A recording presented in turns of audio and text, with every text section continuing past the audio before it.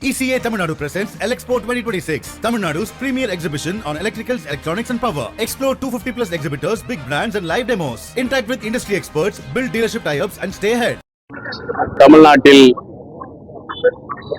சிறப்பான ஆட்சியினுடைய ஒரு முத்தாய்ப்பாக தமிழ்நாட்டினுடைய முதலமைச்சர் அவர்கள் மகளிர் உரிமை தொகையை இன்றைக்கு முன்பணமாக மற்றும் கோடைகால நிவாரணமாக இன்றைக்கு 5000 ரூபாய் வழங்கி இருப்பதை மனிதநேய மக்கள் கட்சியின் சார்பில் வரவேற்கின்றோம், பாராட்டுகின்றோம்.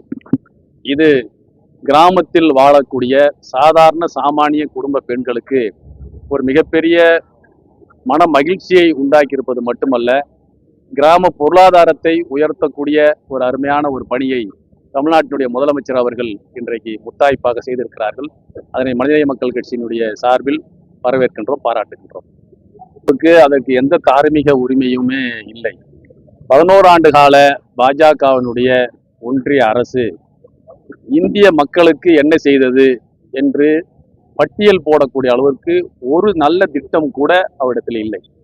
இந்த 11 ஆண்டு கால ஆட்சியில் தமிழ்நாட்டுக்கு எதை போன்ற திட்டங்கள் எல்லாம் தந்திருக்கிறார்கள் என்று அவர்களால் சொல்ல முடியாது.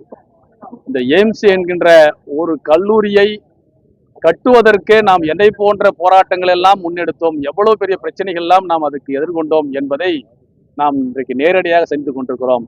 ஆக தமிழ்நாட்டுக்கும் ஒன்றும் செய்யாத, இந்திய மக்களுக்கும் ஒன்றும் செய்யாத, சாதனை மட்டுமல்ல பல்வேறு வேதனைகளை இந்திய மக்களுக்கு தந்த ஒரு பாஜக சாதாரண சாமானிய ஏழை எளிய மக்களுக்கு கொண்டு சேர்த்திருக்கக்கூடிய இந்த நிதியை குறை சொல்வதற்கும் எந்த விதமான தார்மீக உரிமையும் இல்லை, தகுதியும் இல்லை என்பதை தெரிவித்துக் கொள்கிறேன். மீண்டும் இன்றைக்கு வீட்டை விட்டு வெளியே வந்து ஒரு நிகழ்ச்சி நடத்தியிருக்கிறார். ஒரு நிகழ்ச்சி நடத்துவதற்கு அவர் எதை போன்ற செயல்பாடுகளை செய்ய வேண்டிய ஒரு நிலையில் இருக்கிறார் என்பதை நாம் புரிந்து கொள்ள முடிகிறது. நாட்டில் நடக்கக்கூடிய எந்த பிரச்சனைக்கும் முகம் கொடுக்க தயங்கக்கூடியவர். அவருடைய கூட்டத்துக்கு 41 உயிர்கள் பலி கொடுக்கப்பட்ட அந்த நிகழ்வு கூட நேராக சென்று அவருடைய வீடுகளில் ஆறுதல் சொல்லாமல் ஆறுதல் தருவதற்காக அவருடைய வீடுகளுக்கு அழைத்த ஒருவர் தான் விஜய் அவர்கள். கிறிஸ்துவ மக்கள் வடமாநிலங்களில் பாதிக்கப்படும் போது அவர்களுக்கு குரல் கொடுக்க முடியாதவர்.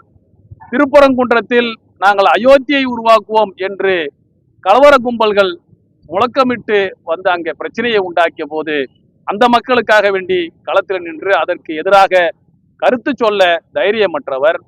இன்றைய கூட்டத்தில் கூட ஒன்றிய அரசினுடைய மக்கள் விரோத திட்டங்களை அல்லது தமிழ்நாட்டுக்கு இந்த பட்ஜெட்டில் கூட எந்த நிதியும் ஒதுக்காததை கூட கண்டிக்க முடியாதவர்.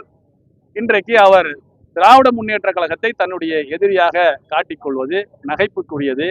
திராவிட முன்னேற்ற கழகம் என்பது 75 ஆண்டு கால பவள விழா கண்ட ஒரு கட்சி, ஒரு மிகப்பெரிய மக்கள் செல்வாக்குள்ள ஒரு கட்சி. இன்றைக்கு தான் இவர் கட்சி தொடங்கியிருக்கிறார். சினிமாவினுடைய ரசிகர்கள் வாக்குகளாக மாறுமா மாறாதா என்பதை சட்டமன்ற தேர்தலுக்கு பிறகுதான் பார்க்க முடியும்.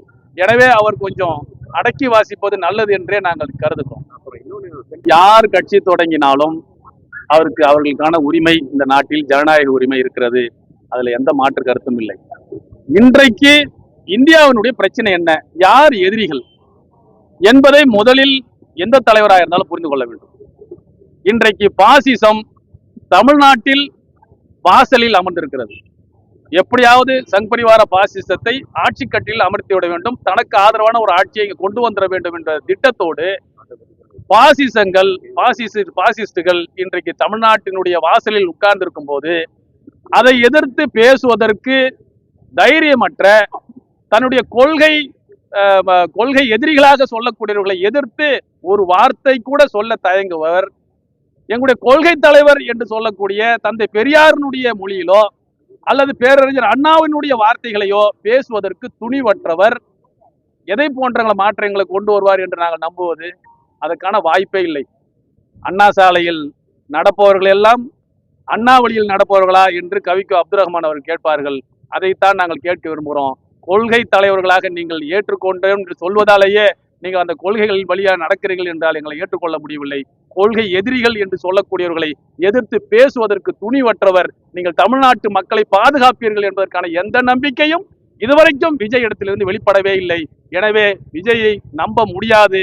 விஜய் என்பவர் ஒரு கும்கி யானையை போன்று இன்றைக்கு உருவாகி இருக்கிறார். எப்படியாவது தமிழ்நாட்டை கபலீகரம் செய்வதற்கு துடிக்கக்கூடிய பாசிஸ்டுகளுக்கு துணை புரிவதற்காக அவர் வந்திருப்பதாக நாங்கள் கருதுகிறோம்.